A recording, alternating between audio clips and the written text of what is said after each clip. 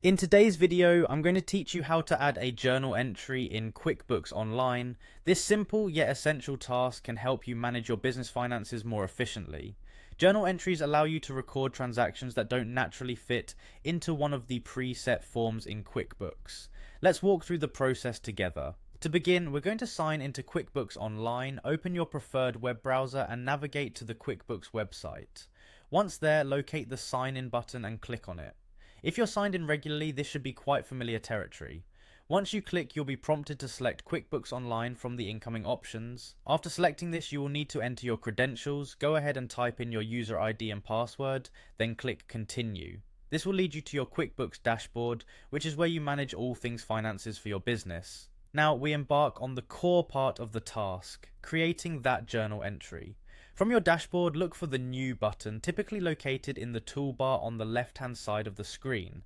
Click on it and you'll see a drop-down menu. In this menu, select Journal Entry. This choice opens up a new entry form where you will be inputting details pertinent to the transaction you wish to record. The form is divided into two main parts or lines, since journal entries usually involve at least two accounts to keep your books balanced. On the first line, start by clicking in the account field, add the initial account for this transaction. This should be the account you're taking money from or adding money to, depending on whether it's a debit or credit. Next, fill in further details for this account. You'll need to include the amount you're working with and any relevant description of the transaction that helps identify it later. These comments can be invaluable for future reference or audits, so consider being as descriptive as possible. Moving forward to the second line, add the other account involved in this transaction.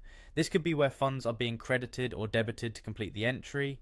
Again, fill in the corresponding amount, making sure it balances with the first account. Remember, your debits and credits should match to ensure financial accuracy.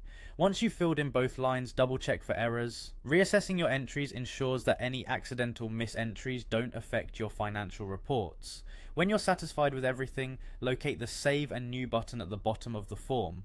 Clicking this will both save your current entry and prepare a fresh form for any new transactions you might want to immediately enter. Adding journal entries is a reasonably straightforward task, but crucial for keeping accurate records in QuickBooks. By following these steps, you can efficiently manage and record all your financial details accurately and seamlessly. Thanks for watching and happy bookkeeping.